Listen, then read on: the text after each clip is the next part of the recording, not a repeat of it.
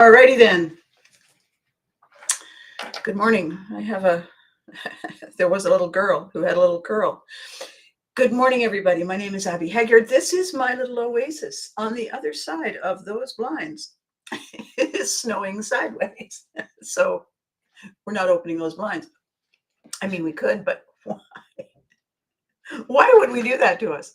All right, before we get started, before I remind you all why we're here, I'm so glad you came to this meeting.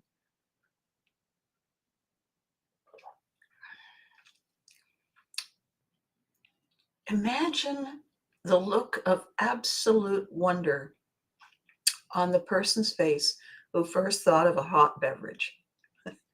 I mean, it might have been hotter than they planned, but that first moment when the throat said, oh, hang on. Yes, it would have been a moment of wonder. All right, I have to open up the chat and say, hi, everyone. Welcome back. All right, there we go. Daniel, well, good morning. Good morning, good morning. How nice to see you. So I have stuff to talk about today, like I don't always. Here we are, episode 347 of a journey that began a while back when I said, I think we're ready. I think we're ready to take this next curve. I think we're good. I think we got this ready to go.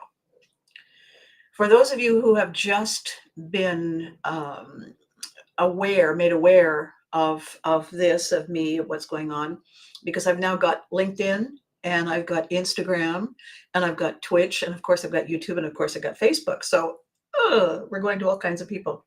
Good morning, Charles. Good morning. So my career trajectory looks like one of those crazy loop-the-loop things that you see at county fairs. And for a while, completely out of the blue, I found myself starring on a television show called You Can't Do That on Television, playing the mom. There she is. There's mom. And at the same time, literally at the same time, I was doing morning drive radio, which forces you to get up at what time is it? And be, effortlessly fabulous for people who are also looking at the clock saying, what time is it? At the same time as those things were going on, we were creating the Care Bears and Teddy Ruxpin and For Better For Worse, all in the same time frame, all in Ottawa, Canada, all in the mid-1980s. Pretty incredible. Ottawa is not what you'd call a mecca of entertainment. At least it certainly wasn't then. And so it was a kind of a proud time, a proud trajectory for me and the small collection of people who made their livings doing things creatively. And then the bottom fell out of that particular wave of work, because it takes a long time to build up to get it ready to actually do. There's a ton of time involved in pre-production. And then it all goes flat. It's like the wave hits the beach, foosh, and then it goes away. And everybody's standing there with their surfboard. Hello? And so you have to go away and do something else. I mean, you can kvetch, and I certainly did. Thank you, Charles. Ottawa is a wonderful city. I'm proud to be here. And I loved having you and Kat join me. It was easy to kvetch. It was easy to say, it was not fair because I this and I that. Except that, it's difficult to legitimately whine when you had everything you ever wanted, it's just grumpiness that if the gifts don't just keep coming. And one of the things that I want to talk about today, for those of you who have just joined me on this journey of discovering how to get our oomph back, is this. I firmly believe that when we give into what I call a lack attack, it's a stalling tactic. If you whinge and snivel and kvetch and moan and nothing changes, then you're holding yourself hostage. And it's a stalling tactic, as my father used to say, stop stalling, because it doesn't take you anywhere. It keeps you stuck. And change is all around us. So if we don't figure out how to maneuver, manipulate, move, we get left behind. We don't get to stay where we are, because where we are is moving forward. We're back there. And then we have to work even harder to get caught up. So the lack attack is the underlying trigger for my video today. And for those of you just joining me from all your new destinations, my goal, my concept, my process is something I call Pivotry in motion. And what I do is I help people reconnect to the go button. I help us, that was easy button. I help us find where we put it. I'm going to put it someplace safe. Yes. And then we can't find it. I help us rediscover it. I help us check to see if it needs batteries. I help us figure out what our particular finesse used to be and find out if it still works for us or if we've moved on and we need something new. So what I'm doing in Pivotry in Motion with these videos is I'm lining you up with tools, with simple win hacks that are part and parcel of the Pivotry process that we have all used without knowing it since birth. That's my job. That's what I'm doing. That's why I'm here. And in the process of doing that, what I'm talking about, what I'm telling you, all of you, my lovely friends, is why I know how I know this, why I understand how it works. And I'm not just giving you theory. I'm illustrating it. It's a form of show in order to tell. I'm giving you real life examples from my life to help you see, so it wasn't all smooth sailing. Why no? Why no? Said the damp Viking, hauling herself back in the boat when the wind shifted and the boom came around and flang me into the ocean. Smooth is not what sailing is. Docked is what smooth is. Parked is what smooth is. But the interesting thing about a boat is boats are not built to stay in the harbor. They're meant to be sailed. They're meant to crest those breaking waves. That's their purpose. That's their design. And so are we.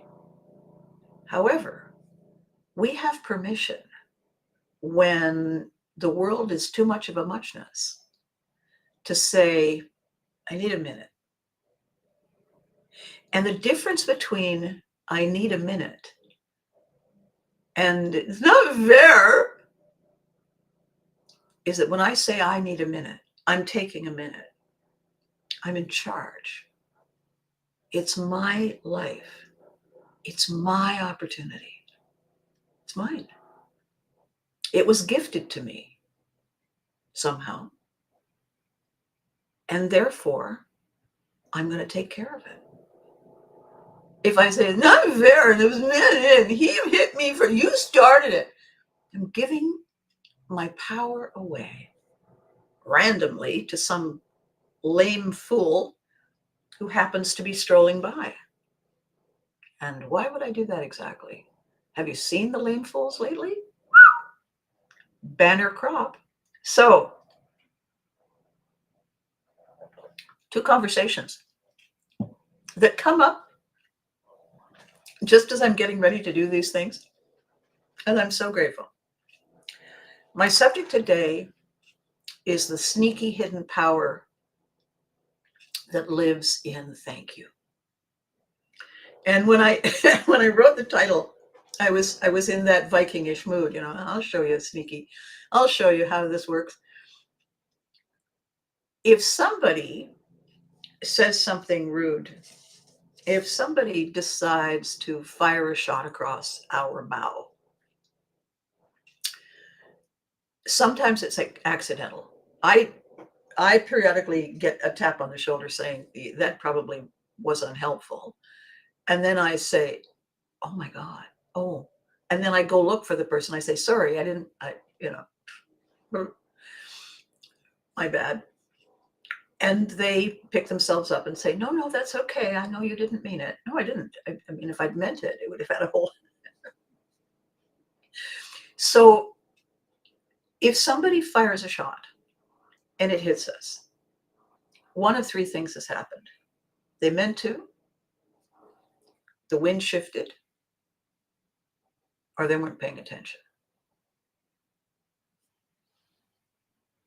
They didn't see us standing there. They saw us, but they didn't care. They saw us and they said, oh, good, there you are. Those are the three options. Here's the thing. Those are their options. That's their thing. That's their whatever purpose trajectory seemed like a good idea at the time. It's not ours. Ours was interrupted by theirs. Ours was the guy who cut somebody off. I cut somebody off yesterday. Oh, I just felt how at the last second I saw them in the corner of my mirror eye, and yeah, and they hit the horn reasonably. And as they went by, I said, I'm so sorry. And they just looked at me and nodded. And I thought, okay, they're not yelling. They didn't park the car. They didn't get out with a tire iron to equal the balance. They were discomforted. They were surprised. There could have been an accident. They are understandably unhappy. However, if I blindsided them, they weren't paying attention. Their mind was someplace else. If I blindsided them, I wasn't paying attention. My mind was someplace else. I was already at the grocery store while I was still 6 blocks back. My dad always used to say, you see that man up ahead? The one driving like that ahead of us, wearing the fishing hat? Is that a fishing hat? Yeah. Okay, I see him. Okay. Never trust a driver wearing a fishing hat. Why not? Because he's already at the lake. So that little pearl of wisdom was exactly what happened yesterday. I was already in the grocery store. They were probably already halfway home. And all of a sudden we both realized, no, we're not. We're multitasking and we're doing it badly. Pivot to recovery. Good. Give her a hug for me, Charles. Drive safe.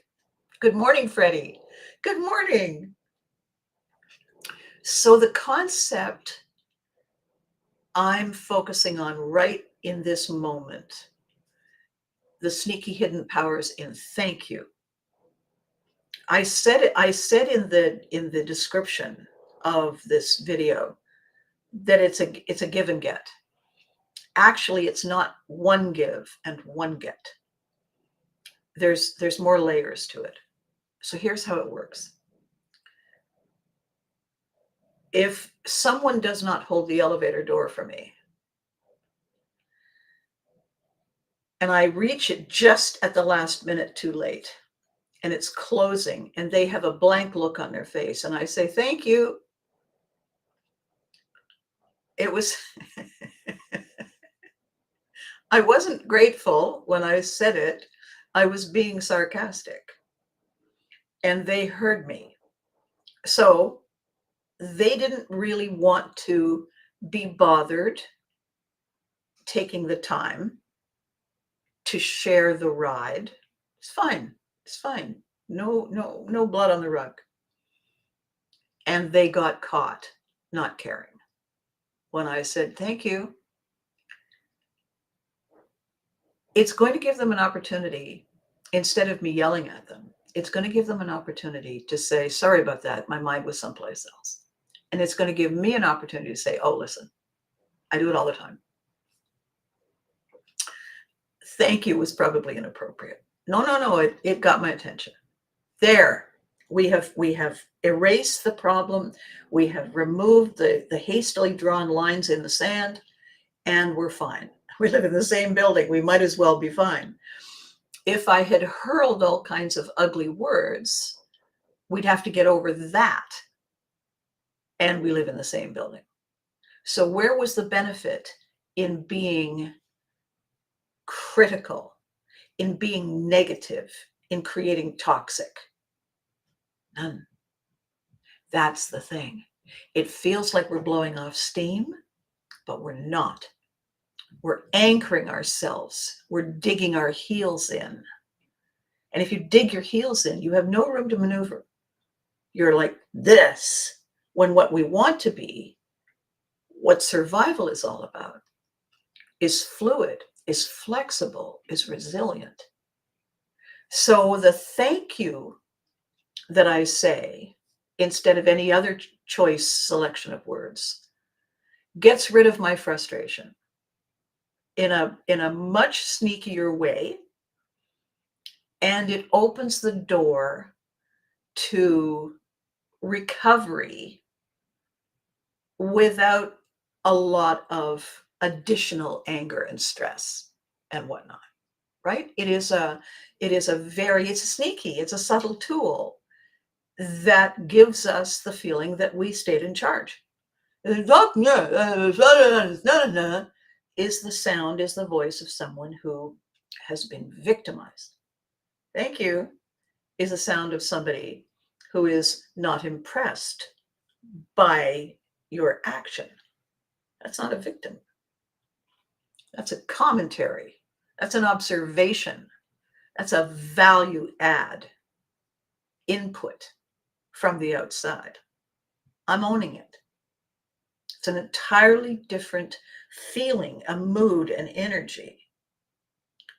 The other side of thank you is when somebody does something, whether it's intended for me or it's for them, but the outcome is a feeling that I matter, that I'm seen, that I'm heard, that they like me, that I make a difference when I'm here.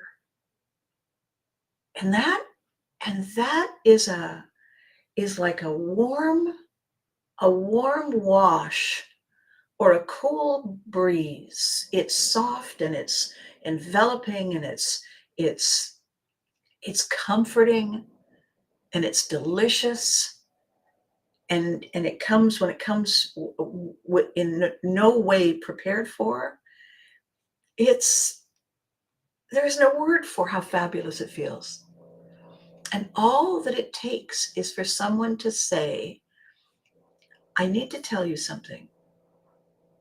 And when they say what they're feeling, what they're thinking about something I am, or I do, or I bring, it means that my contribution has a component that connects me to them and others.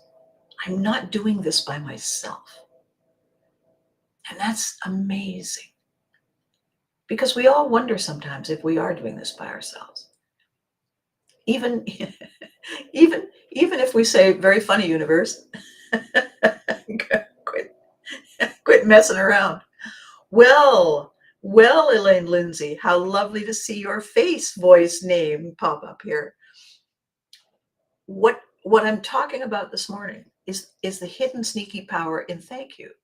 And what I'm saying is that it's a 2 or 3 or 5-edged rapier, because it gives and it also gets something to us that we didn't expect. It gets our power back. It gets our sense of where our place is. Where our is this my spot? It's my spot. and somebody has kept it clean and tidy, and they're like, yes, come on.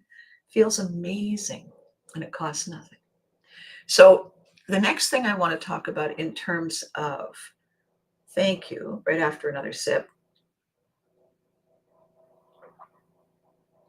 by the way, thank you, is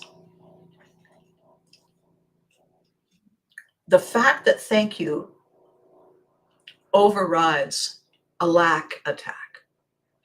So a lack attack is when some little voice, some internal loop tape that we thought we've deleted, but apparently we didn't, is putting us down, is belittling us, is questioning us, is trying to get us to stand down. Okay. The question is, why would it be doing that? Why does it want us to stand down? Why does it want us to just stop? Sometimes it's self-preservation. Sometimes it's some kind of story we overheard, concept we thought was connected to us, that we've carried with us for a long time. No one in our family does that sort of thing. I don't know where you got that. Certainly it's not from my side of the family. Those are stories that may or may not be true. They're stories that the person telling them may believe. They're not necessarily meant for us. So this ripple effect of a lack attack, of a self-judging, of a comparing us to a mythical other, of worrying about something that may or may not happen. These are self-imposed lack attacks. And I have of course the later folder, which I talk about all the time. The later folder, I'll get you the orange one that I really love. So the later folder is where we write down something that triggered us. You know, you're getting ready, I'm getting ready, and my eyeliner pencil breaks. Great. So do I have a second one? Yes, because why? Because eyeliner pencils break. So I put down the broken one, pick up the other one. If I hadn't prepped for that, I would have to find the pencil sharpener and fix that. And I would now be 30 seconds late. But it's not the time that I'm late. It's the worry that I have that I will not have enough time to do all the things that I do. And my history, that trigger, comes all the way from my childhood as a military brat, when I never had any warning that I was aware of that we were going to be moving. I'd go to school on any given day, come home, and there would be packing boxes in the living room. Why didn't you tell me? We didn't know. We only heard about it at 10 o'clock. I love the thank you. Years ago, Marissa Peer taught that rather than arguing and trying to defend. Simply say, thank you for sharing. That's many times. Thank you for sharing. No, I don't want to. Good for you, Marissa. I don't want to thank people for sharing. I just want to say thank you, because I'm afraid that if I keep talking, I'll say the other part, the Viking part. Thank you, you mana fanasan mana, right? So thank you. Thank you. So in this conversation about getting blindsided, feeling abandoned, feeling ignored, why didn't you tell me? We didn't know. How couldn't you know? It doesn't matter, honey. We didn't know. So let's stop talking about what could have been, should have been, might have been, and let's decide what we're going to pack. Because, by the way, you couldn't just pack everything. You had a limit on your boxes. And so you would have to then say goodbye to things that you still weren't ready to let go of, which is a terrible tragedy for a child, especially an only child who moves all the time. My things are me, are my sense of who I am. I have to keep getting rid of them. Can I get new ones? Maybe. I can get new ones. Not now. And so it was a horribly difficult, challenging lesson to keep learning over and over again because the lesson kept coming back. It wasn't until it finally hit me that I had to let go of this in order to experience that. If I was over here holding on to this, I didn't have any hands free to accept that. When someone says goodbye, when someone doesn't even bother, their actions speak. And I'm left wondering, now what? There's a thank you in there I might not be ready to say because I don't know what's in it for me. I don't know what I'm supposed to do, how I'm supposed to do it, where I'm supposed to be. So I can say thank you, but my focus is, what do I do? So I've lost people in that way many times because of the military. And this is not a poor me. This is the backstory. And the most recent loss,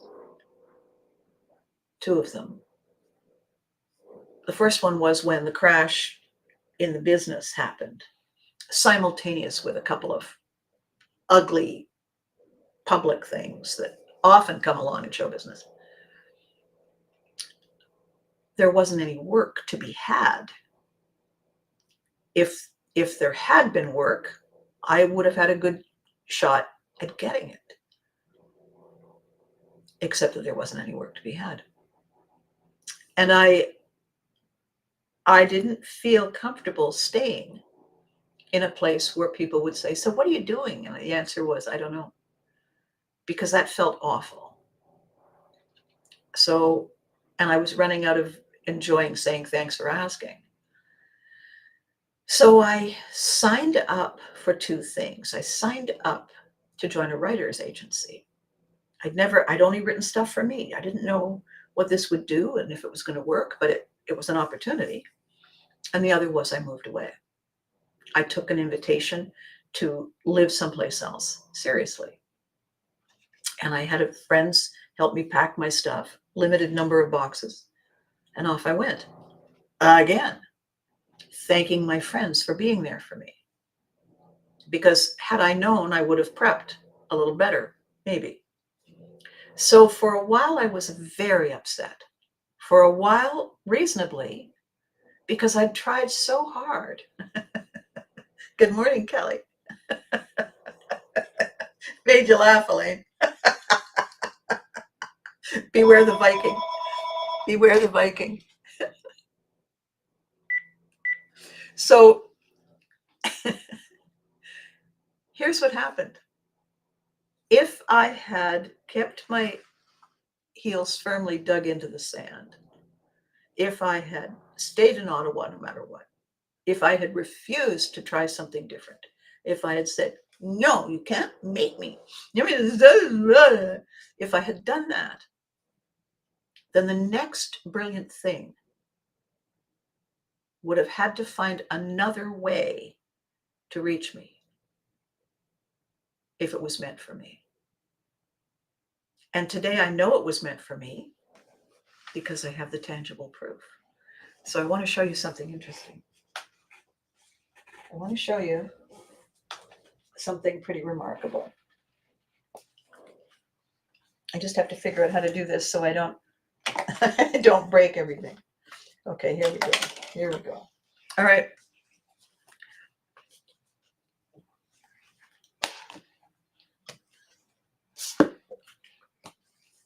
You see what I'm doing?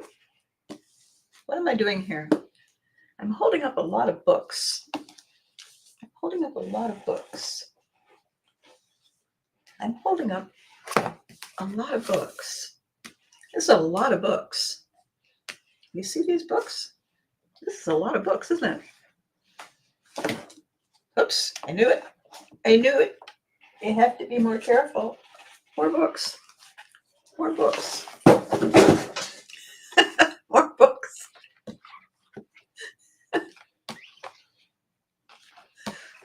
Almost there. Almost there. Almost there. Almost there. Almost there. There. What was that? That was the result of saying, writer's agency, what if? This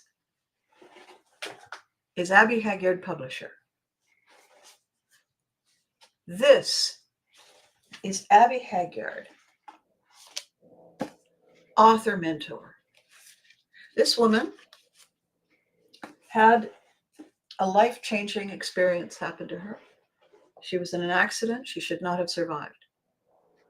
Before the accident, she was a woman working in a government office who had figured out that she could save money and save her off time and put them in a repository and then draw on them to travel, because she had always wanted to see the world.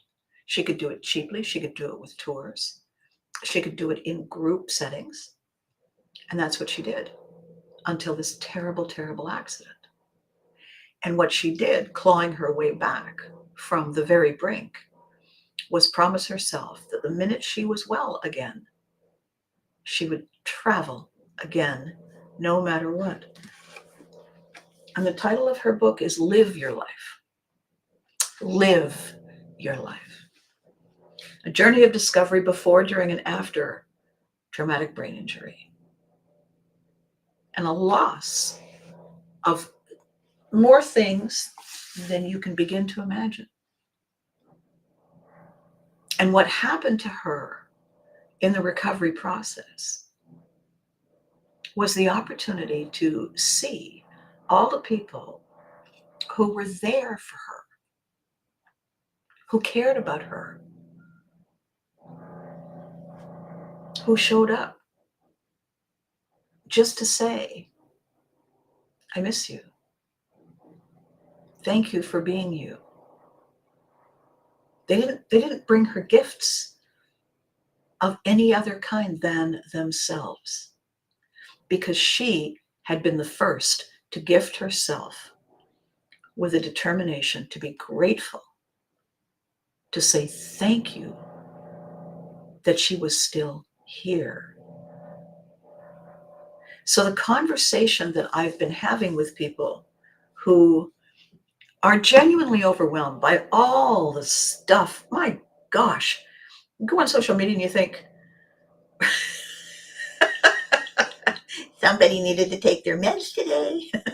and you can't find the funny in it. You can't find it because it's so grim. And somebody said, no, no, no, no, no, no, no. And I said, and how is that helpful exactly? How does that serve anything? It's like knowing you have a bowl full of rotten eggs and bringing them with you to a coffee party. Here, I brought rotten eggs. Oh God, everybody. What is the need to overwhelm everybody else's joy, connection, commitment with something you are taking a perverse delight in? Well, it's control. It's making sure that if I have to go through this, everybody has to go through this. Well, no, they don't. No, they don't. No, everybody else can say, well, thank you. Gosh, look at the time. And wander off. So the lack attack concept, the solution, the cure, the override is thank you. Because it's a stick in the spokes technique. Thank you for sharing. See, that's not a stick in the spokes. That's a conversation opener, because they're going to say, you have no idea. You're right. Sorry, I shouldn't have said sharing. Never mind. A stick in the spokes. Bicycles going by, you pick up a stick, and you put the stick in the spokes, and the bicycle stops. Now falls over. Ow! Inconveniences everyone who was on a trajectory, who was on a mission to ruin your day because it's ruining theirs. Spread the dreck. Well, thank you.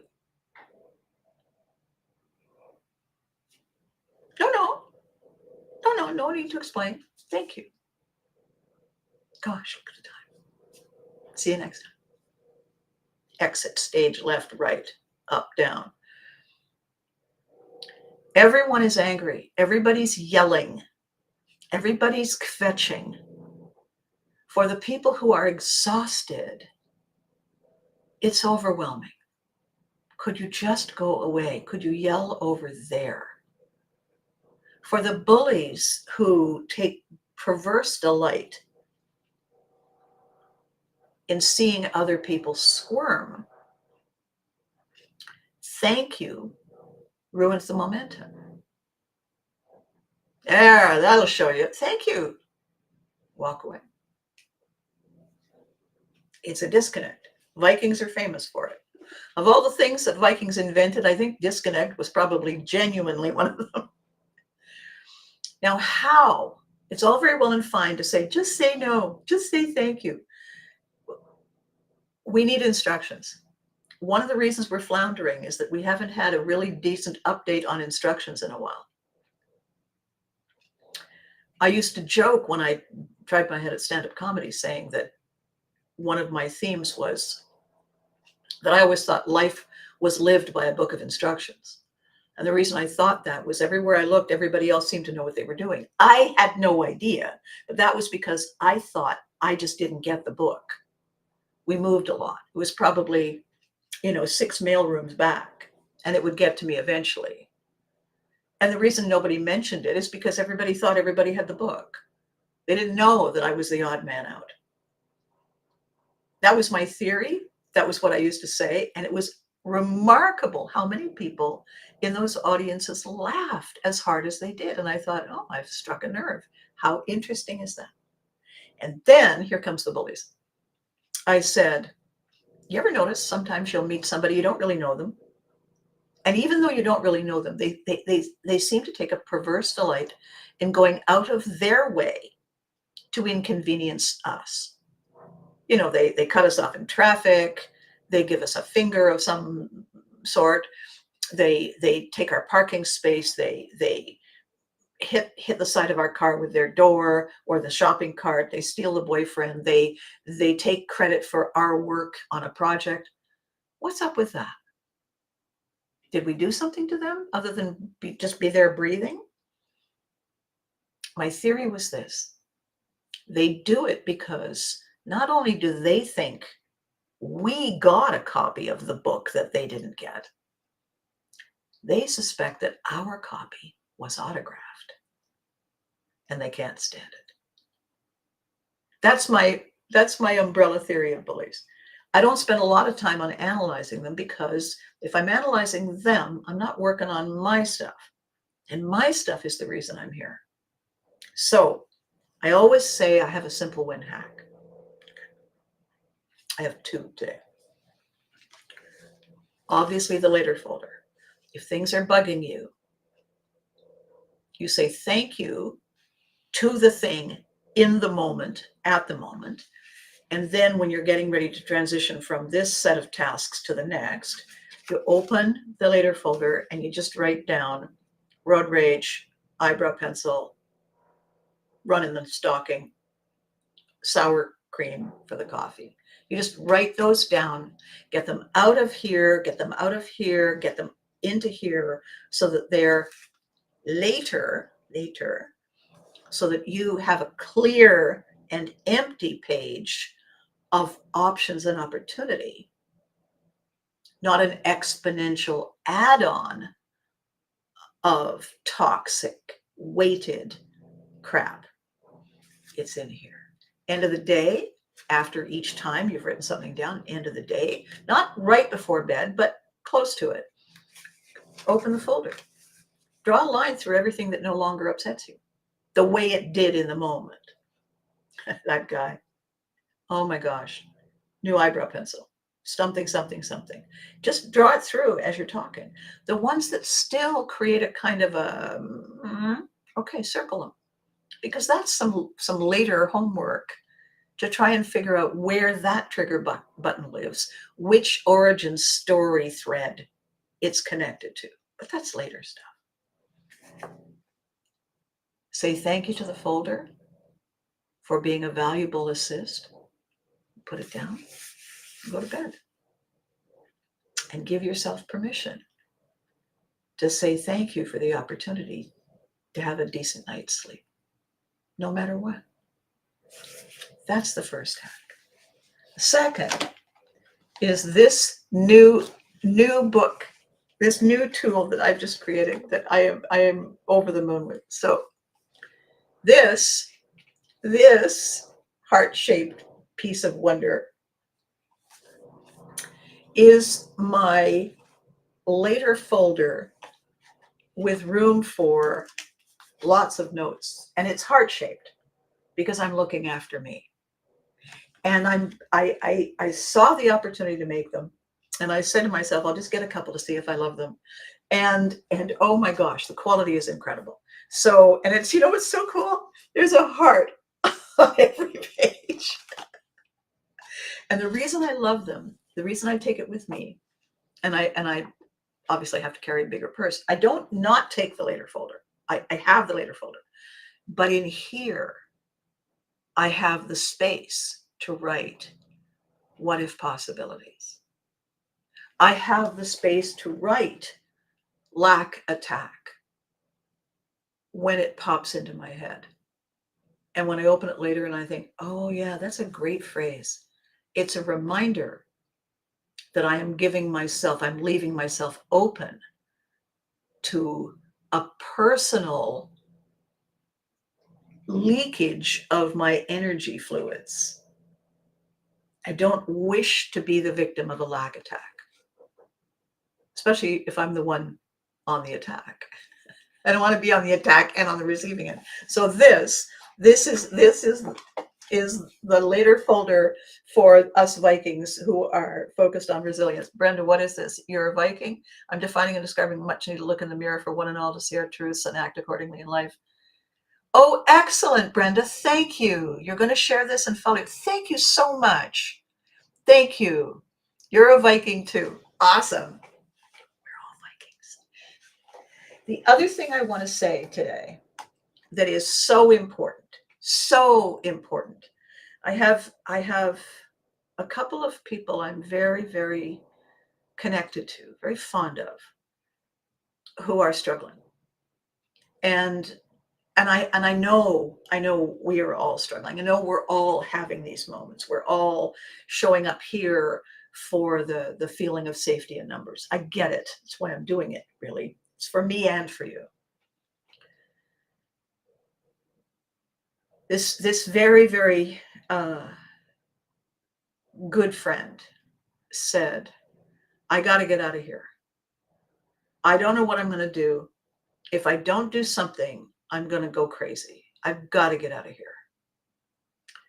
And I didn't say it at the time because I knew it would sound flip.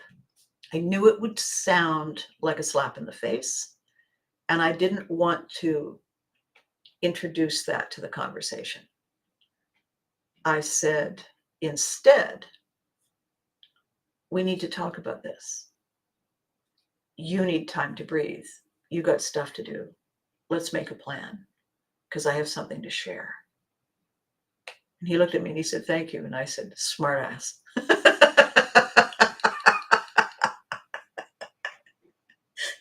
So here's the thing I had to share.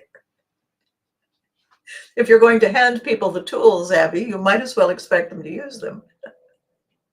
Here's the thing I want to share.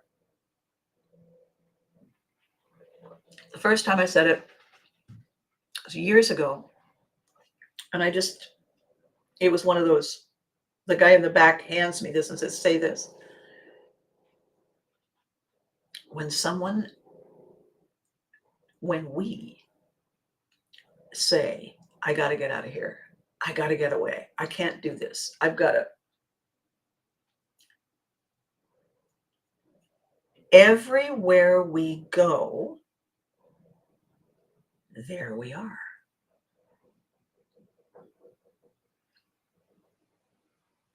If we don't deal with it here,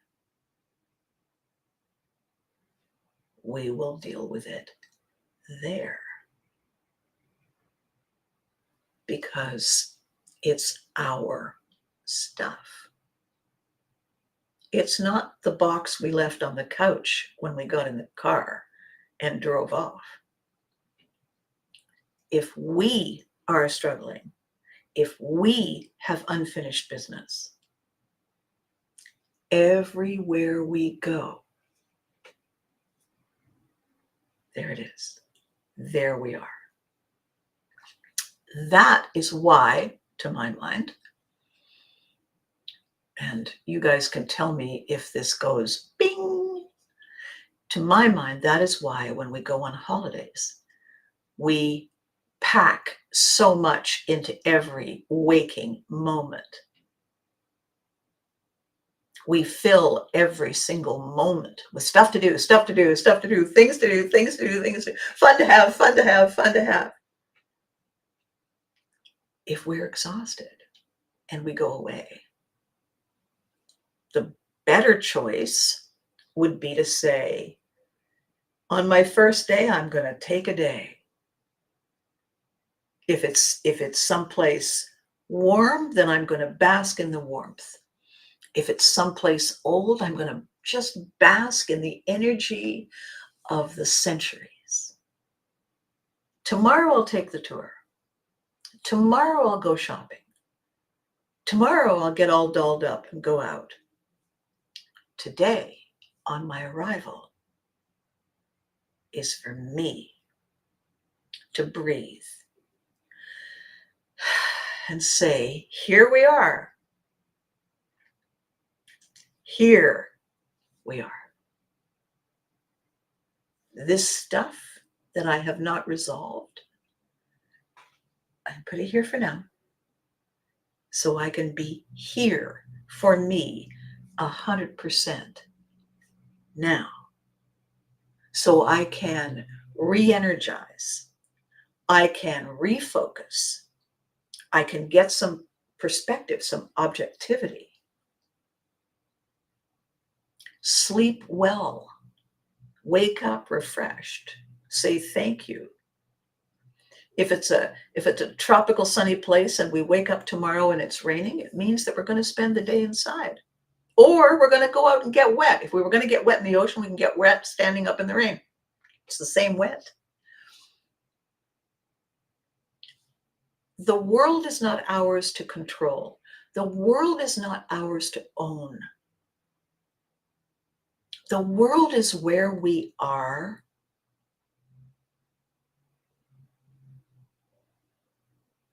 as visitors, as tourists, as contributors, as collaborators, as residents.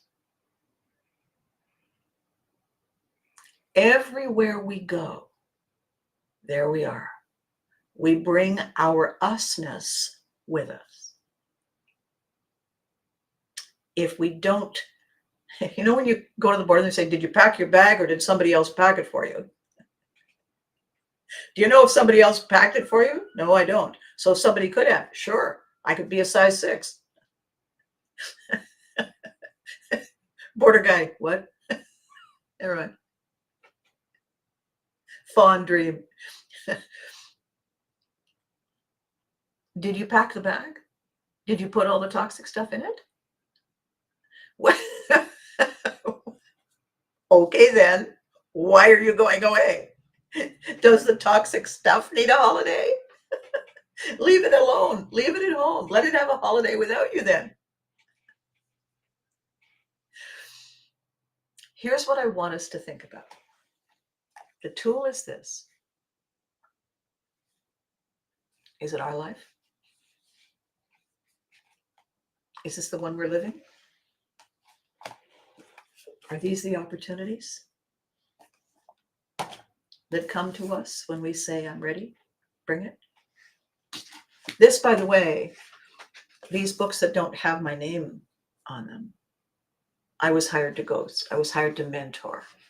I was hired to help people shape what they felt they wanted to say, needed to say in the framework that excited them, that would intrigue potential readers and buyers. I was their navigator. I was their guide. I was their pilot, helping them navigate their boat into the harbor. Vikings were navigators and poets first. All the other stuff was collateral damage. That's my story, and I'm sticking to it. What do you think, Brenda? As a navigator, once you do it once, it's not that you know the way. It's that you know how to find the way. And so my purpose, in the midst of all of this kerfuffle that's currently going on, my purpose is to help us find a way to say, thank you. Were we ready? Did we get casual and lazy and complacent and blindly trusting? So when there's a sudden surprise, we're really thrown for a loop. Then we should say thank you, because it was a wake-up call. Every day, this needs to be transcribed, this live learning. I want the first copy. It's called Pivotry in Motion. And it's not only going to be in a book, it's not only going to be in tools, but I'm going to be speaking. I'm going to be coaching. I'm going to be consulting.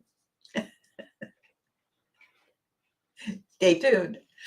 So the whole concept is this. We get to choose who is in our boat. As my wise and patient, long eye-rolling Viking friend Lars is fond of saying, you know, Valkyrie, the Vikings had to qualify to get in the boats, right? And I say, well, anybody could do it that way. After some spectacular disaster. Because I said, oh, it'll be fabulous. No, maybe not. Maybe instead it's going to be a lesson, and I have. Thank you. If we take ourselves so seriously that when we are inconvenienced, poor widow us, instead of saying, it's not there, it's there, we could maybe say, ah, yes, I see, wake up call. Thank you. Thank you. Yeah. Yeah, that's all me right there. That was all me earning that. Yeah, thank you. And make a note. Make a note, put it in the later folder. Make a note in the love your life. Love your life to live your life. Later folder. Make a note. Not just that it happened, but identify it. Call it out for what it is. A lack attack is a stalling tactic. Here's how I know. Here's how you guess. Being vague by it.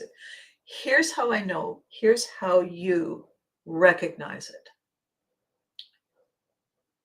Is what you are doing moving anything forward?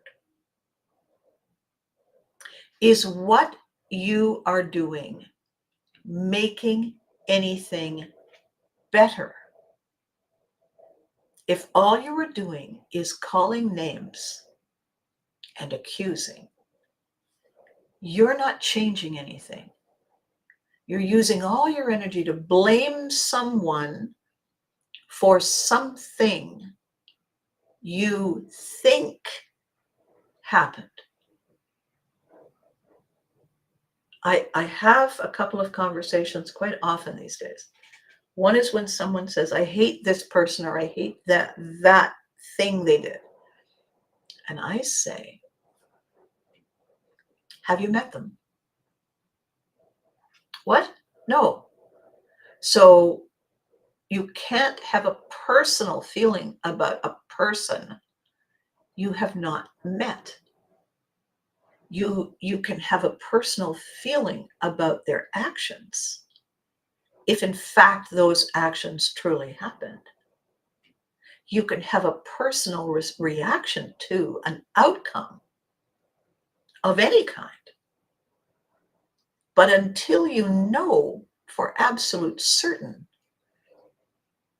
the source of that action, the trigger for that outcome, it's incorrect and unhelpful to blame one source. That's the first thing. And the second thing is, instead of blaming it to add to your feeling of helplessness and victimhood, why not look at why they did it? What they think they hope to gain. What the action was for. How does it help me? How does it help us to have that person repeatedly tell us their opinion of someone else? Why don't we go and meet the someone else and form our own opinion? If I've never met them, and they may or may not have met the person they are criticizing, how do I have any idea that any of it has any value at all? It's subjective. It's unhelpful. It's not only creating a lack attack, it's empowering, it's growing it. What does a lack attack do? It holds us hostage. It stops us from saying, I'm walking here. Thank you. Thank you for reminding me. I'm walking here. You do you. Thank you. You do you. I'm going to do what I do.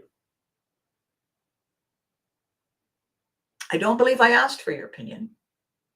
And the reason I didn't ask for your opinion is I don't know you. I don't know where your opinion is from, what it's based on. So I will go and form my own opinion. I will go and find the source. I will look at it. I will ask the questions. I will do my own research. Because then I own it. So thank you. Thank you for reminding me of the power, the insidious, contagious effect of the lack attack. I know one thing for sure. I do not need to choose those who choose victimhood and lack. I'm busy building and doing and being and growing my resilience and living and feeling gratitude for the opportunity. I was in an accident once. I could have not made it. I was attacked a couple of times. Strangers on the street. I could have not made it. I could have lost my way 1,000 times. And I came close to doing that. And something said, nah. And I stepped out of the line of, and said, wow, thank you. Thank you is a sneaky hidden power. It gives us our agency back. It gives us our resiliency. It gives us our belief that everything is a lesson of some kind. Am I sad when I lose people to the lack attack? Yes. But that's where they need to be. And I'm grateful that they're over there. I'm grateful that they choose to leave me. Because lack is not where I need to be. So I have 3 books. I have 3 books that are in stages. The first immediate one is, of course, the Pivotry book. Pivotry book isn't a heavy tome, it's a workbook. It's a this is this and this is how you do it. And if you don't like this, we can talk. Very hands-on. Pivotry in motion is how we give ourselves permission to rethink and reset our priorities. How, after days and days and weeks and months and years of saying it's not that bad, it's not that bad really, it's fine, we suddenly hit something, and we say, you know what? It's not only that bad, it's not good enough. Check, please. And we opt out of continuing on that path. That mental shift from not that bad to check, please, that is the nugget. That is the source. That is the seed of transformation. That is Pivotry in motion. Everything after that is how we implement, is where we sit in the bus, is how we do what works for us. And it has to start with gratitude. It has to start with thanking situations and people and energies that self-select themselves out of our path, off our boat. Because if they stay, if we hang on to them, they become drag, like those barnacle buddies that I talked about last week. The hangers-on, the free riders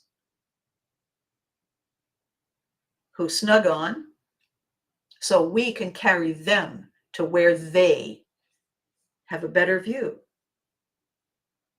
We don't need barnacle buddies. We welcome instead people who say, listen, I know what's in it for me. The question is, what's in it for you? Because those are our people. No matter how exhausted we are, and boy, oh boy, we all have high levels of overwhelm these days. I get you. There were days a couple of years ago when I was closing down that life and coming home. I really wanted nothing more than to lie face down on the cool linoleum tiles of the kitchen floor, just to take a moment, because a lot was going on. And how I got through was saying thank you, one step at a time, one chore at a time, one box at a time, one goodbye at a time. And the next thing I knew, I was here. Happiest new chapter beginning of many happy new chapter beginnings. So with that said, I've gone on a little long today, but I think this was very important.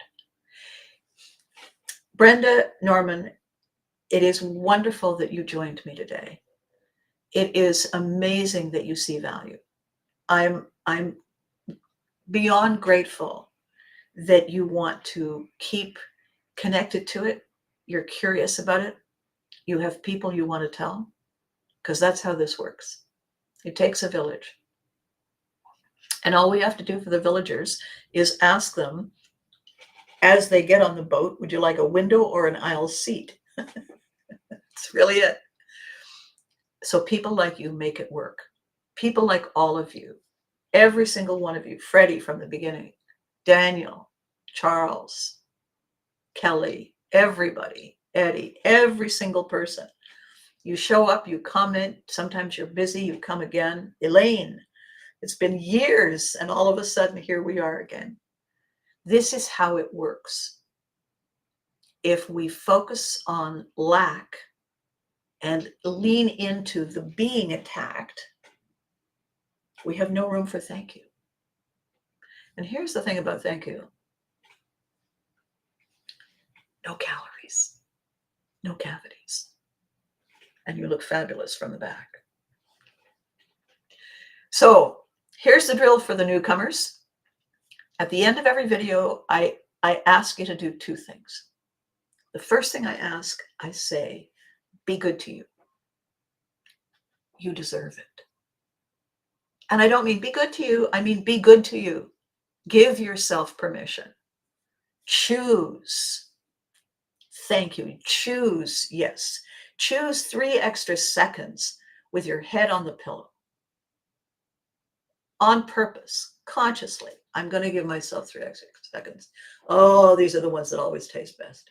Smell best, feel best. Yeah, they do, because they're bonus. So be good to you because you deserve it. And the second thing I remind you is to hug your loved ones because they deserve it too. For nothing. Just walk up to them and say, hang on a minute, put that down. Hug, walk away. What? Nothing. Now start something. And I will catch you on Thursday, same time. Thursday, meaning Thursday, 10 o'clock, New York City time, Abbey time. And we will talk more at greater length.